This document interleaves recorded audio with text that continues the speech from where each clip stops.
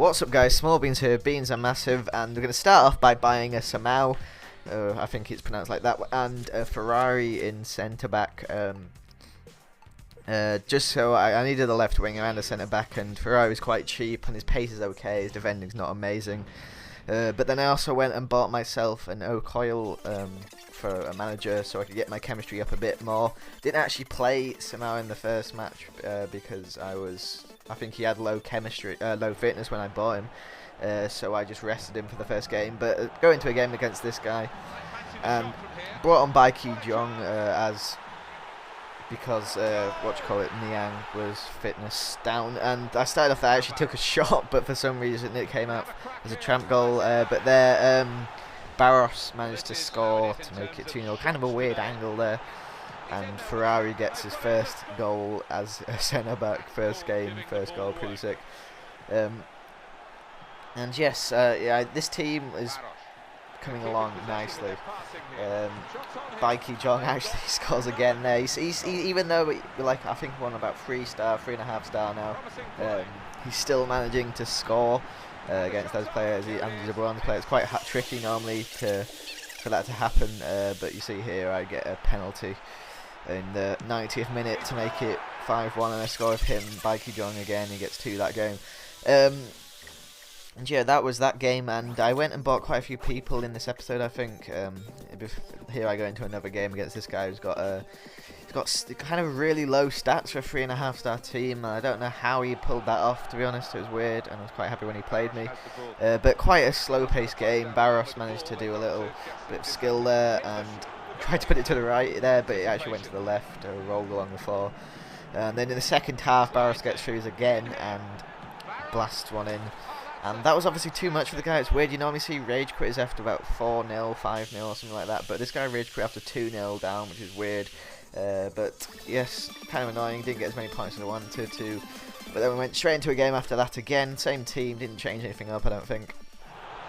And Barros gets through here. Oh, actually, this is a game I show. I actually had the first chance, and he just took it to the other end of the pitch, and Ferrari didn't get that head. Oh no, I think that was my Lugano who didn't get that header, and he scored to make it 1-0 to him. Kind of annoying on the counter attack.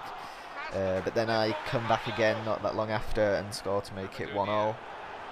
And then Barros gets through here and just finishes it with his left foot. And this was probably the closest game I've played so far. This guy's pretty good, and yeah, it was really close all the way through, and it was quite tense, and I was sweating it out. And you see here I just tramp it across for the header, just because I wanted to guarantee the win, and he actually managed to go through and score in the 90th minute to make it a 4-3 to me, and that was how it ended. So if I didn't score that header, it was the right decision to tramp it there. But yes, after this game, I go and buy myself an Elano. He's got 37 contracts, a bit more expensive, but with those contracts and my formation, I was happy with that deal.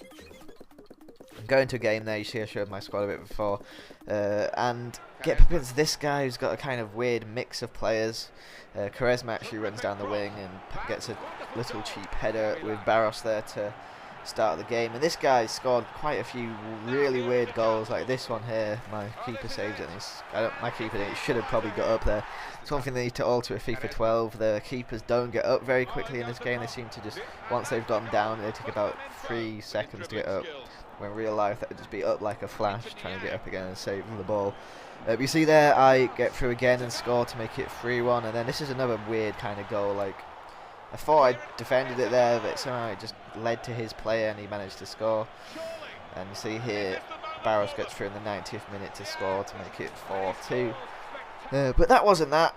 He managed to score again with another header my keeper probably should have saved, but it was kind of weird. But yeah, that was the game. 4-3 even, another 4-3 game.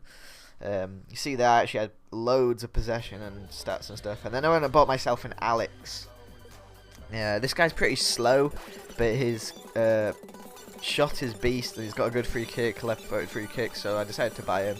And there's no other really good centre attacking mid there. And you see here what I mean by his free kick. We start off a game after 45 minutes, in fact not really starting off the game, against this guy, and he manages to get one in there. Pretty nice free kick.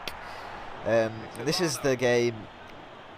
I started off pretty well, see straight away in the second half. He brings his keeper out kind of weird, but it's one of those games. I'm not sure if you played them on FIFA. If you play FIFA, where it seems like they handed the controller over to their brother, and something's just changed, something just clicked, and they just take over.